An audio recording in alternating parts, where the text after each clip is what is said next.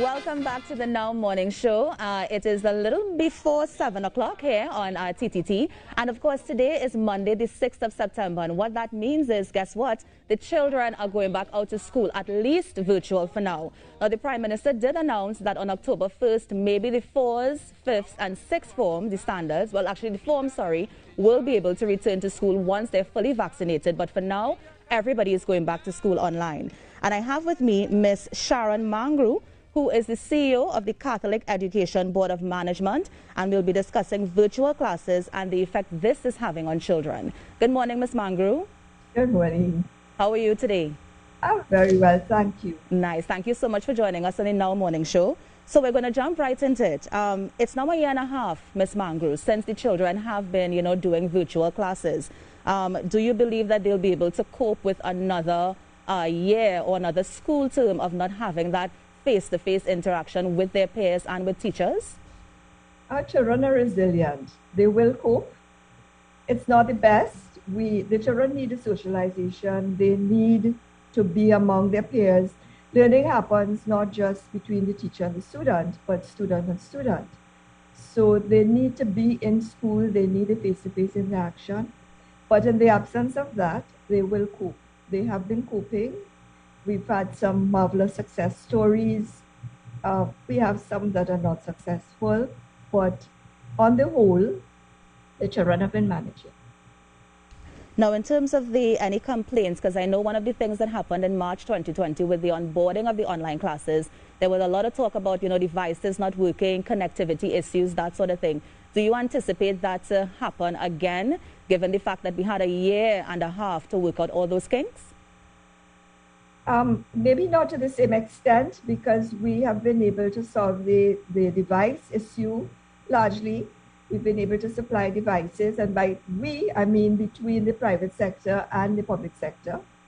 So the Ministry of Education has supplied devices, the Catholic Board, some of the other boards, through the intervention of private citizens, and the companies have supplied devices. The issue that we're facing now is connectivity, because we find that we've got quite a few families that are not able to afford the connectivity.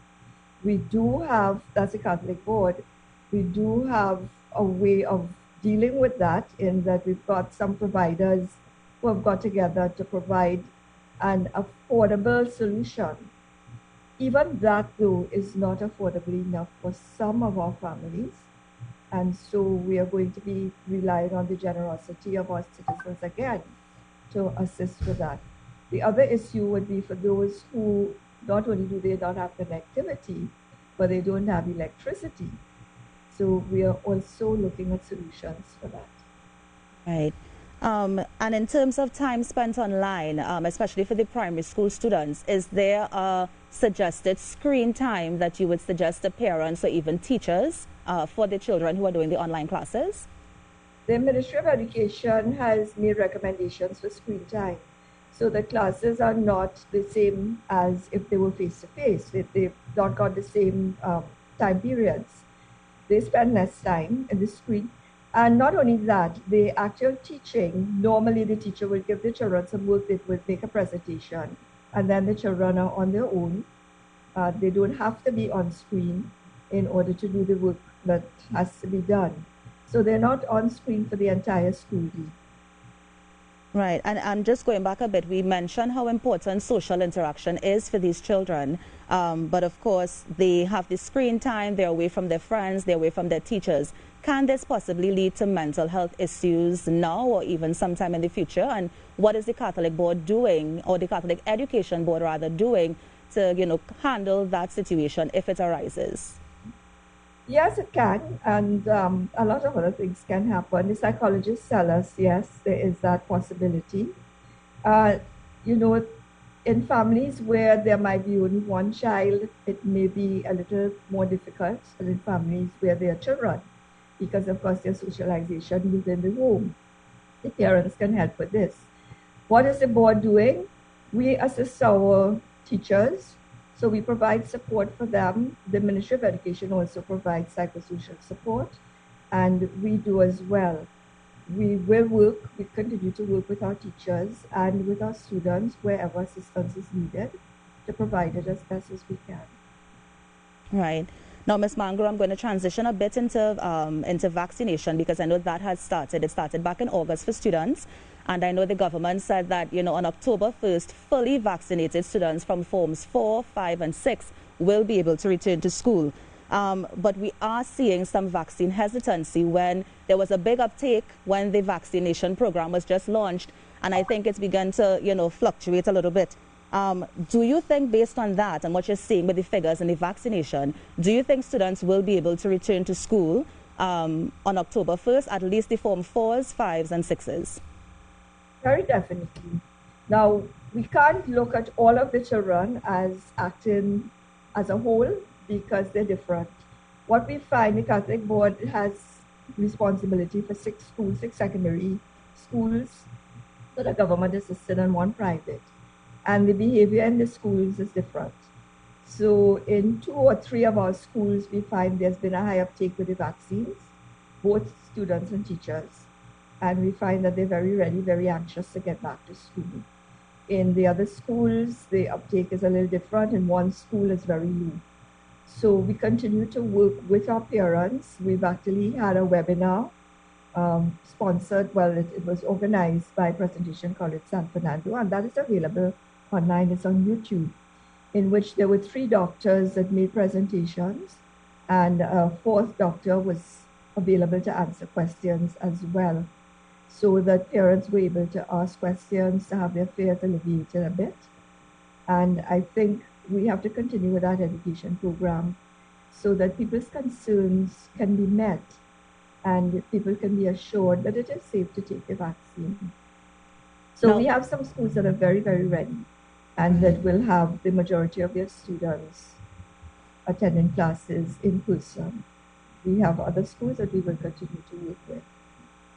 Now, Ms. Mangroo, let me throw you another curveball. So you said very definitely, but we just received confirmation that there was a 6th Delta variant.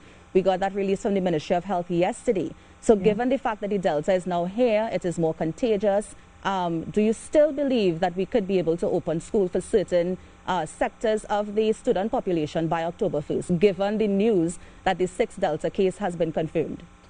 Yeah. You see that the forms 4, 5, and 6s are older children. They're the ones more easily able to understand the need for the protocols and to work with the protocols. It will take, of course, some training.